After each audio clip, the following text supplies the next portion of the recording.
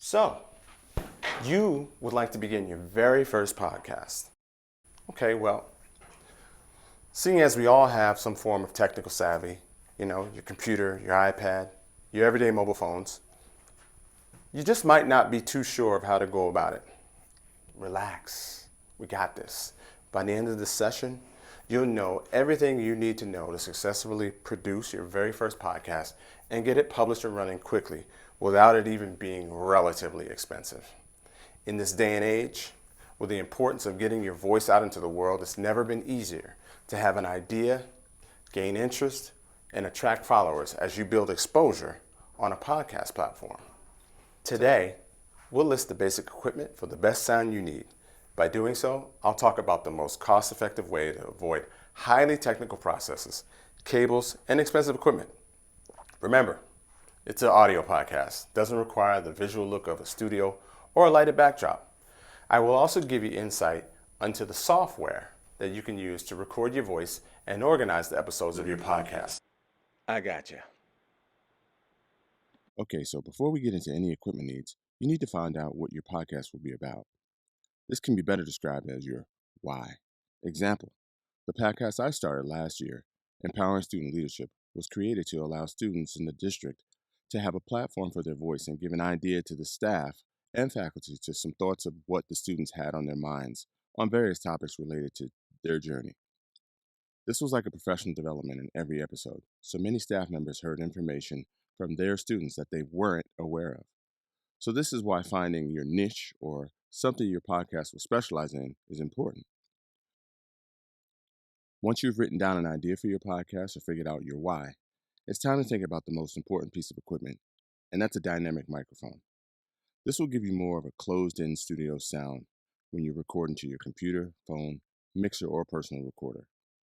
You can use what's known as a condenser mic, which are the more expensive and more sensitive to capture more detailed audio, but this will require something called phantom power to make the microphone work. While I use a Pyle dynamic microphone with 6.35 millimeter and XLR input from Amazon, you could use a simple USB connected mic that is plug and play for way less. I actually got a 3-pack of these Pyle mics for $40, which saved me $35 in the long run. But if you're using your phone to record, you'll require a phone adapter, Apple or Android, and I would recommend a lapel mic that will allow you to record while moving around if you need to be mobile. This you can get at Amazon for about $9.99. The next step you need to take is finding a recording software. This will allow you to record into, edit, and arrange your recorded vocals onto your computer or recording device. Keep in mind, if you're using a Mac, you can use GarageBand to record. Or if you're on a PC, you can use Audacity. Both softwares can be found free and will have tutorials available on how to adjust your vocal levels and add things like music or voiceovers. I like to use iMovie, which came included with my Mac, and has been very simple to convert all the audio to MP3 for uploading to podcasts. How long should your podcast be? Hey, it's your show. It should be as long or short as you need it to be so that you can be heard effectively. I think 15 minutes is a great start, and should your listenership grow to a larger audience, lengthen it. There are people that have 10 minutes, 1 hour, 2-hour podcasts, but whatever works for you, I would suggest being the same rough time frame so that you and your listeners can have an idea to plan their listening time.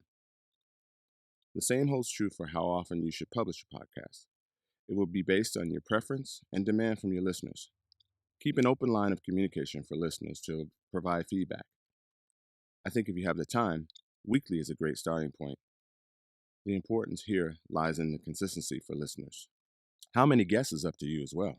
So many shows have no guests. Other shows have different guests on every episode. I've had a single guest and as many as up to 4. It's personal preference. So, long as the content is good, it doesn't matter. Make sure you have some form of cover artwork for your podcast. You could do this yourself with sites like Canva, or if you have some creative visual skills, you can use Photoshop. You'll need to upload your artwork and provide a description of your podcast before you can publish your show. Here's mine. Initially, I started Empowering Student Leadership, the podcast, during Black History Month, so my cover was themed in that way. I have since moved to a cover that is more me. The importance is being yourself. When you start your podcast, make sure you hook the audience in with a topic that makes them want to tune in, like a resume that starts off with why you're the best person for the job. As you record, keep rolling and edit later. Don't stop and start your recording. Use the hand clap when you make a mistake in the audio. This will make a marker on the recording so that you can find out where the starting point will be for your next time. Don't over edit and leave some natural breaks in conversation there. Publishing. What podcast host should you use? I personally like to use Podbean. The ease of use works perfectly for what I need. They also provide you with a free month to get started with your first episodes. You can use other host sites like Buzzsprout, Captivate, or Transistor as well. There are a number of free host sites too. However, I think you get the most out of the ones that charge a small monthly fee. Podbean charges me $14 a month, and with payment, these host sites publish your podcast to Spotify, Google, Apple, and Stitcher. Here's how it works. Sign up, submit username and password, upload your files, title each one of your episodes, and publish. This is our test podcast. Thank you for tuning in to our test podcast through Podbean.